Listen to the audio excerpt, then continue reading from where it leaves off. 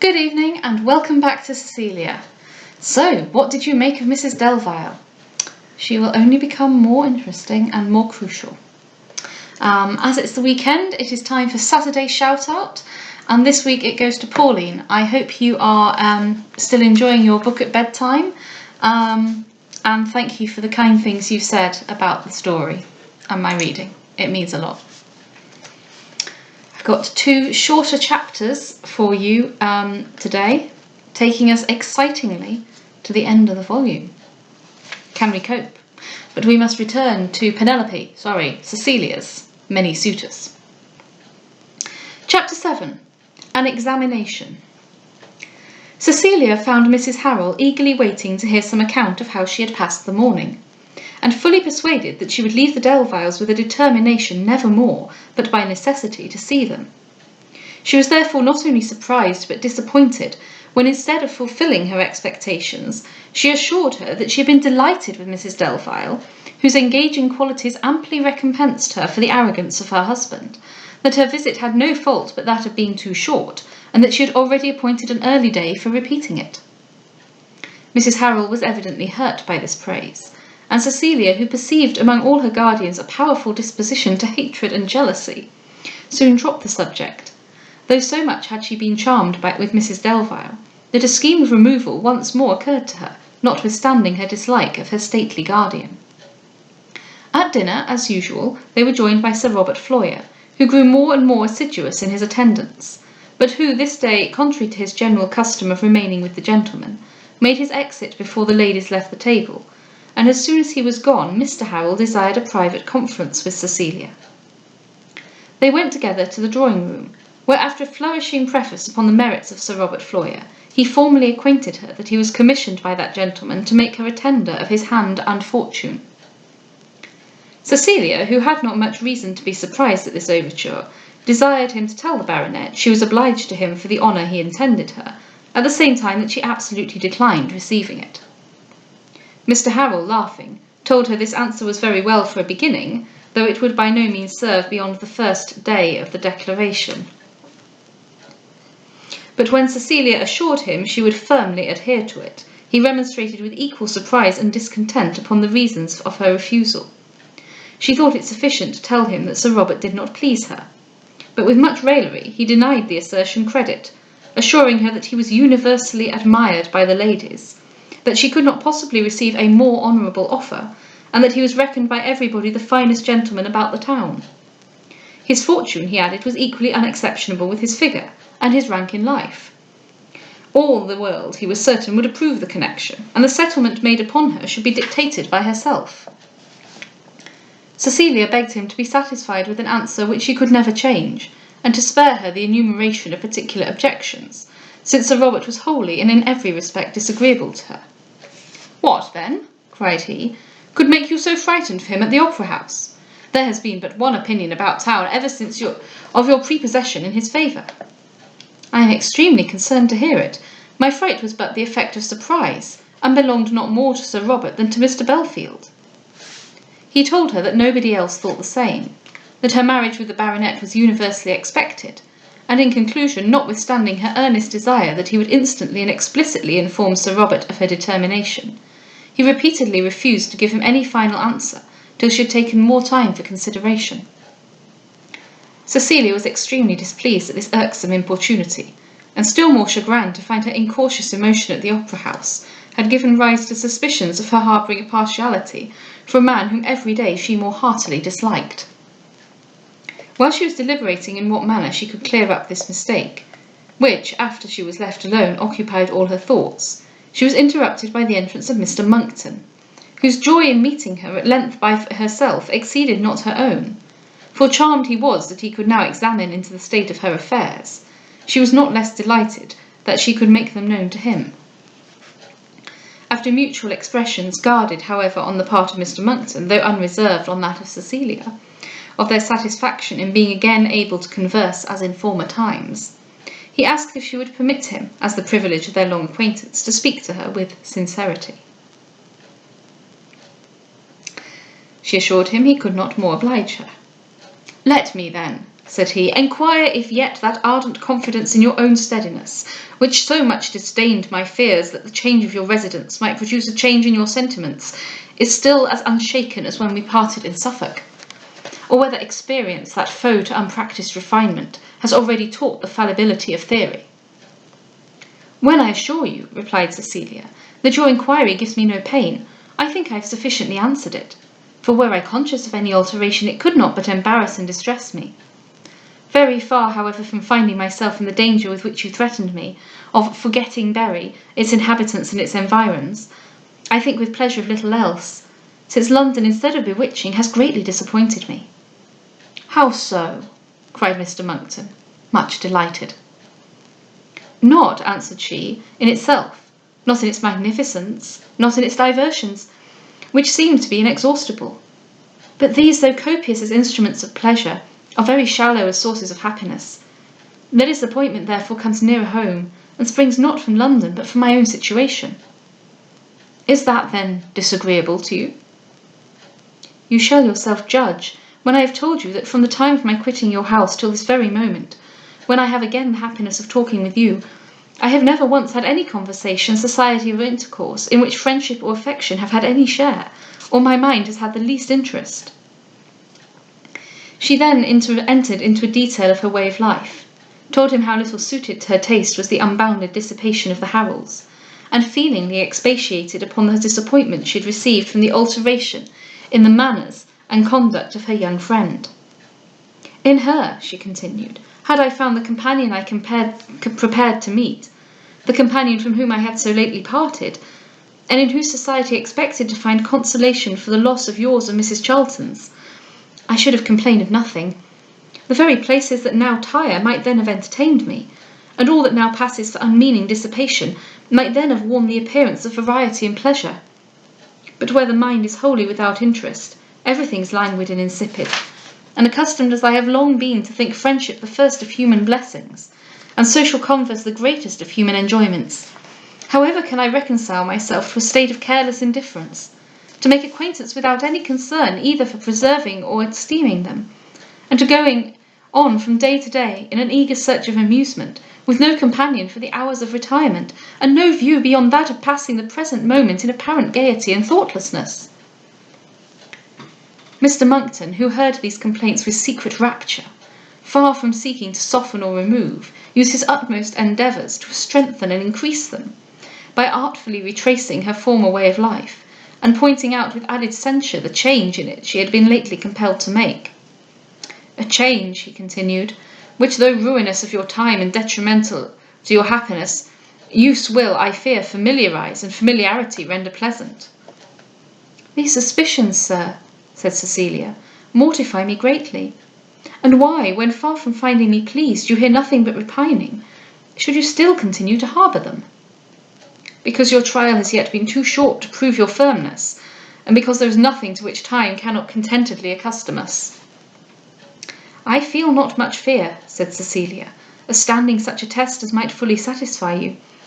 But nevertheless, not to be too presumptuous, I have by no means exposed myself to all the dangers which you think surround me, for of late I have spent almost every evening at home and by myself." This intelligence was to Mr. Monckton a surprise the most agreeable he could receive. Her distaste for the amusements which were offered her greatly relieved his fears of her forming any alarming connection, and the discovery that while so anxiously he had sought her everywhere in public, she had quietly passed her time by her own fireside, not only reassured him for the present, but gave him information where he might meet with her in future. He then talked of the duel, and solicitously led her to speak open of Sir Robert Floyer, and here too his satisfaction was entire. He found her dislike of him such as his knowledge of her disposition made him expect, and she wholly removed his suspicions concerning her anxiety about the quarrel, by explaining to him her apprehensions of having occasioned it herself, from accepting the civility of Mr. Belfield, at the very moment she showed her aversion to receiving that of Sir Robert. Neither did her confidence rest here. She acquainted him with the conversation she had just had with Mr. Harrel, and begged his advice in what manner she might secure herself from further importunity. Mr. Monckton had now a new subject for his discernment. Everything had confirmed to him the passion which Mr. Arnott had conceived for Cecilia, and he had therefore concluded the interest of the Harrels would be all in his favour. Other ideas now struck him. He found that Mr. Arnott was given up for Sir Robert, and he determined carefully to watch the motions both of the baronet and her young guardian, in order to discover the nature of their plans and connection. Meantime, convinced by her unaffected aversion to the proposals she had received, that she was at present in no danger from the league he suspected, he merely advised her to persevere in manifesting a calm repugnance to their solicitations, which could not fail before long to dishearten them both. "But, sir," cried Cecilia, "I now fear this man as much as I dislike him, for his late fierceness and brutality, though they have increased my disgust, make me dread to show it. I am impatient, therefore, to have done with him, and to see him no more. And for this purpose I wish to quit the house of Mr. Harrel, where he has access at his pleasure." "You can wish nothing more judiciously," cried he. "Would you, then, return into the country?" "That is not yet in my power. I am obliged to reside with one of my guardians. To-day I have seen Mrs. Delvile, and—" "Mrs. Delvile?" interrupted Mr. Monckton, in a voice of astonishment. "Surely you do not think of removing into that family?" "What can I do so well? Mrs. Delvile is a charming woman, and her conversation would afford me more entertainment and instruction in a single day than under this roof I should obtain in a 12-month. "Are you serious? Do you really think of making such a change?" "I really wish it, but I know not yet if it is practicable. On Thursday, however, I am to dine with her, and then, if it is in my power, I will hint to her my desire."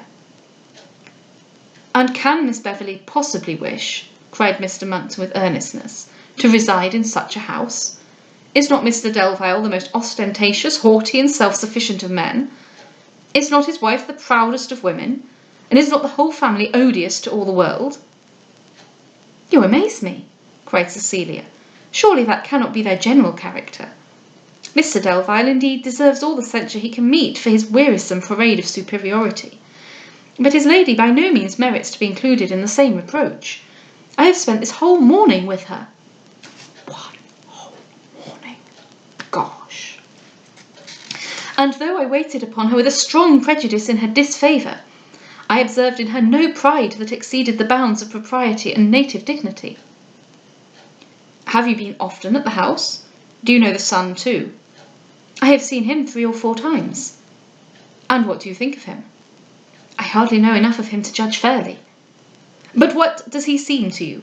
Do you not perceive in him already all the arrogance, all the contemptuous insolence of his father?" "Oh no! Far from it, indeed. His mind seems to be liberal and noble, open to impressions of merit, and eager to honour and promote it." "You are much deceived. You have been reading your own mind, and thought you had read his. I would advise you sedulously to avoid the whole family. You will find all intercourse with them irksome and comfortless. Such as the father appears at once, the wife and the son will, in a few more meetings, appear also. They are descended from the same stock, and inherit the same self-complacency. Mr. Delvile married his cousin, and each of them instigates the other to believe that all birth and rank would be at an end in the world, if their own superior family had not a promise of support from their hopeful Mortimer. Should you precipitately settle yourself in their house, you would very soon be totally weighed down by their united insolence." Cecilia again and warmly attempted to defend them, but Mr. Monckton was so positive in his assertions, and so significant in his insinuations to their discredit, that she was at length persuaded she had judged too hastily, and after thanking him for his counsel, promised not to take any measures towards a removal without his advice. This was all he desired, and now, enlivened by finding that his influence with her was unimpaired, and that her heart was yet her own, he ceased his exhortations, and turned the discourse to subjects more gay and general, judiciously cautious neither by tedious admonitions to disgust, nor by fretful solicitude to alarm her. He did not quit her till the evening was far advanced, and then, in returning to his own house, felt all his anxieties and disappointments recompensed by the comfort this long and satisfactory conversation had afforded him. While Cecilia, charmed with having spent the morning with her new acquaintance and the evening with her old friend, retired to rest better pleased with the disposal of her time than she had yet been since her journey from Suffolk. I hope you are aware by this point that Cecilia is not a very good judge of character, for all that she judges quite considerably.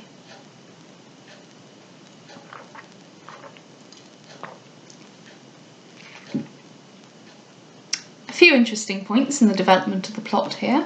And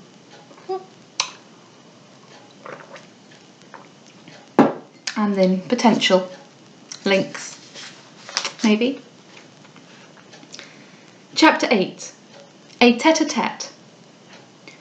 The 2 following days had neither event nor disturbance, except some little vexation occasioned by the behaviour of Sir Robert Floyer, who still appeared not to entertain any doubt of the success of his addresses.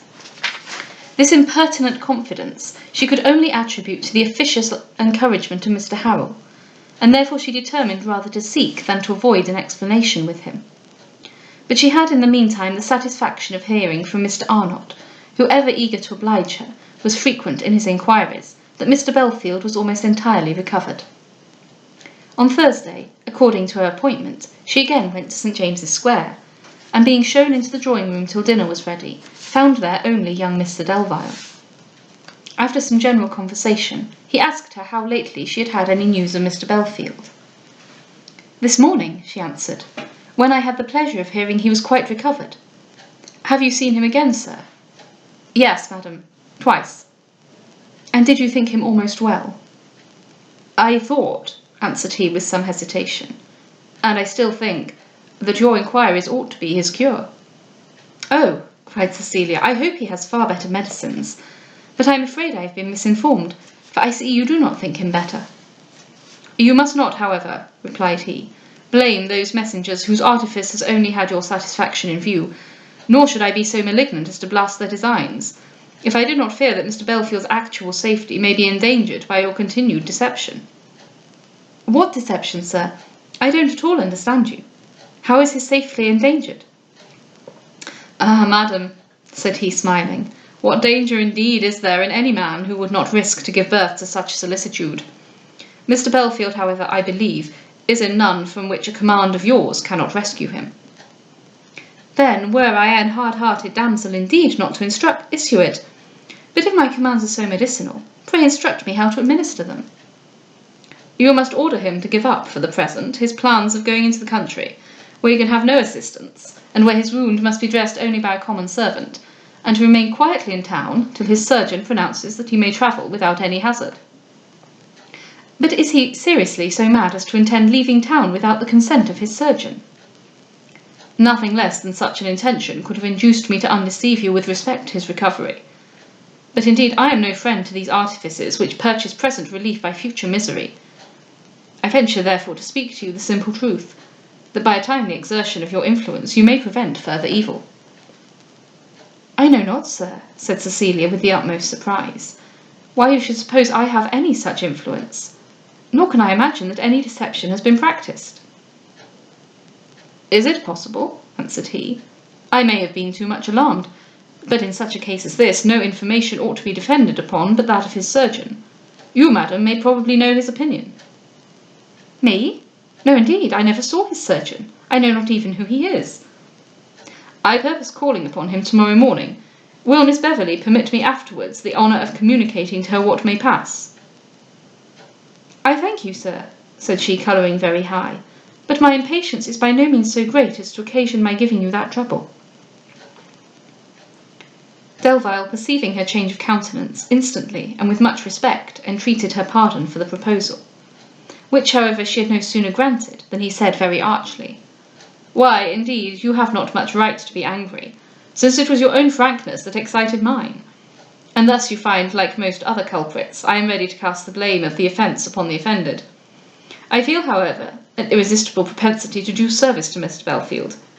Shall I sin quite beyond forgiveness if I venture to tell you how I found him situated this morning?" "No, certainly. If you wish it, I can have no objection." "I found him, then, surrounded by a set of gay young men, who, by way of keeping up his spirits, made him laugh and talk without ceasing. He assured me himself that he was perfectly well, and intended to gallop out of town tomorrow morning, though when I shook hands with him at parting, I was both shocked and alarmed to feel by the burning heat of the skin that, far from discarding his surgeon, he ought rather to call in a physician."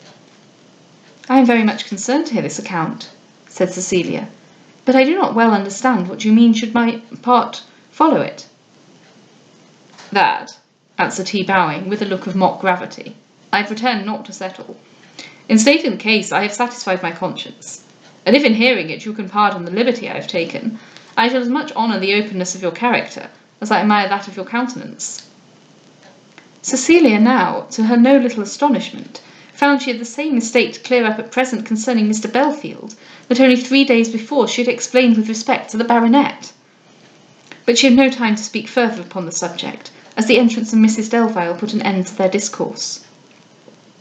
That lady received her with the most distinguishing kindness, apologised for not sooner waiting upon her, and repeatedly declared that nothing but indisposition should have prevented her returning the favour of her first visit. They were soon after summoned to dinner. Mr. Delvile, to the infinite joy of Cecilia, was out. The day was spent greatly to her satisfaction. There was no interruption from visitors. She was tormented by the discussion of no disagreeable subjects. The duel was not mentioned. The antagonists were not hinted at. She was teased with no self-sufficient encouragement, and wearied with no mortifying affability. The conversation at once was lively and rational, and though general, was rendered interesting by a reciprocation of goodwill and pleasure in the conversers.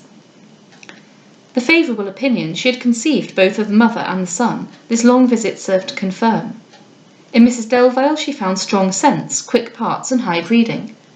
In Mortimer, sincerity and vivacity, joined with softness and elegance. And in both there seemed the most liberal admiration of talents, with an openness of heart that disdained or disguised. Greatly pleased with their manners, and struck with all that was apparent in their characters, she much regretted the prejudice of Mr. Monckton, which now, with the promise she had given him, was all that opposed her making an immediate effort towards a change in her abode. She did not take her leave till 11 o'clock, when Mrs. Delvile, after repeatedly thanking her for her visit, said she would not so much encroach upon her good nature as to request another till she had waited upon her in return, but added that she meant very speedily to pay that debt, in order to enable herself by friendly and frequent meetings to enter upon the confidential commission with which her guardian had entrusted her. Cecilia was pleased with the delicacy which gave rise to this forbearance, yet having in fact nothing either to relate or conceal, she was rather sorry than glad at the delay of an explanation, since she found the whole family was in an error with respect to the situation of her affairs. End of the first volume. Volume 1 of, let me recall, 5. So we're a fifth of the way through. It's not too bad, is it?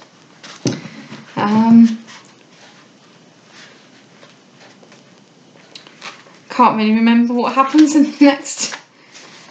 the next volume, but we will find out soon.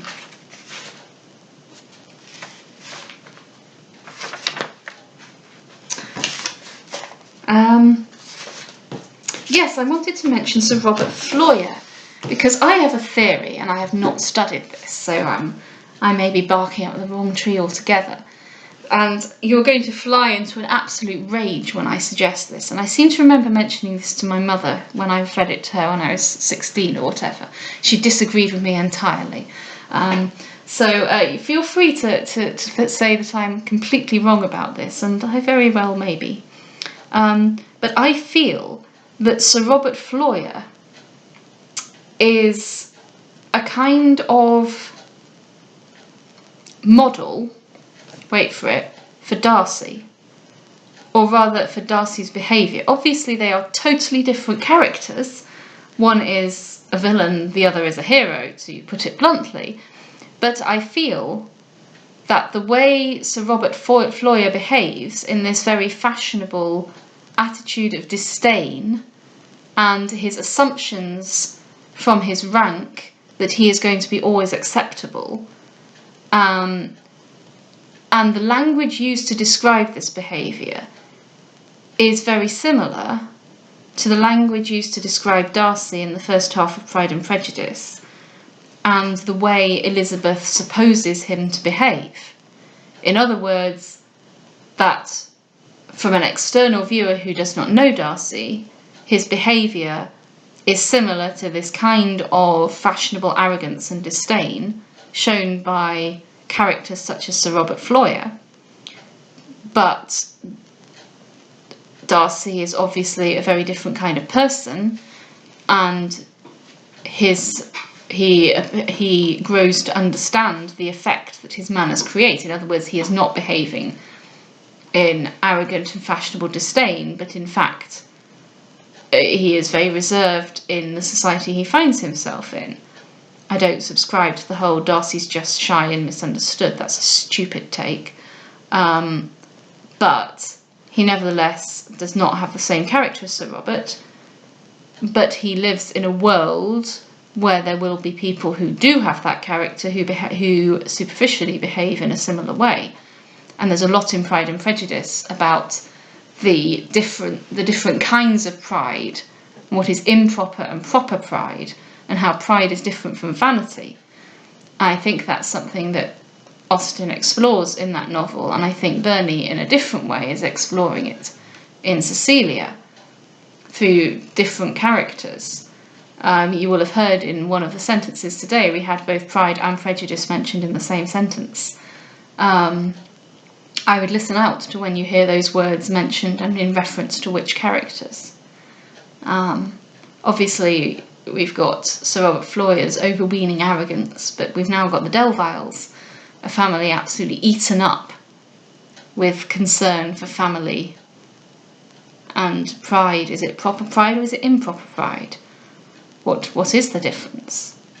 Anyway, I hope you can, even though the plot of Cecilia is very different from Pride and Prejudice, I hope that you are able to start to see how potentially Austen is examining this novel and its themes and the way they are played out with characters, and using that as some kind of inspiration for Pride and Prejudice. And I think she does it an awful lot in both very obvious and very subtle ways. So let me know if you have any thoughts, and if you violently disagree with my view of Sir Robert Floyer as a behaviour inspiration for Darcy in the first part of the novel.